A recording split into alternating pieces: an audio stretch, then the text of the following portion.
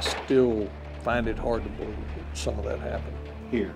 Yeah, here in Waco, my hometown. Parnell McNamara is the sheriff of McLennan County, Texas. A lifelong lawman, he was deputy U.S. Marshal the day the ATF raided the Branch Davidian compound east of town. He was there when the gunfire erupted and the siege began. You know, did the government make mistakes? Sure, they did. And I think anybody will admit that. I don't think you would approach another compound in the same way that was done that day. That approach and the warrants to search for a cache of weapons fostered an idea among some that the government was heavy-handed in conspiring to disarm its citizens. Remember, an 11-day government siege at Ruby Ridge in Idaho months earlier was also deadly.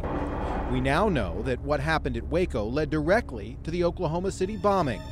The perpetrator, Timothy McVeigh, told reporters years later, Waco started this war. Hopefully, Oklahoma would end it. It all went wrong, and I think they've been basically lying ever since to justify what they did. Clive Doyle was a Branch Davidian who lived in the compound during the siege. He was one of 11 people to survive after a fire killed 76 and ended the standoff. You think the government's honest about it now? No, I don't think they've ever told the story truthfully, because they got egg on their face. They're embarrassed. I've learned to cope with it, but you know, it's not something I dwell on a whole lot. So I was in that truck. Robert Elder is a retired ATF agent who was at the compound the day the siege began. He remembers the fallout. We were called jackbooted thugs. We were called baby killers.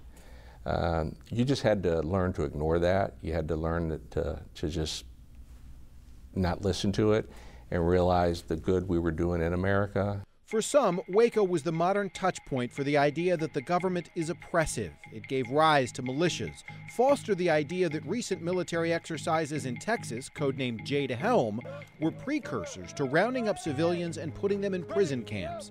And it even feeds the unfounded suspicion that some mass shootings are false flags set up to build support for gun control. Texans have been distrustful of government in general since our inception back in 1836. Daniel Miller is the president of the Texas Nationalist Movement. The group neither supports or is affiliated with militias or conspiracy theorists, but it is distrustful of the government and supports Texas secession to get out from under federal control. When Waco happened, I think it became a catalyzing moment for a lot of people to begin to question what the purpose of the federal government was, what its role was, and just exactly how far out of the box it had gotten.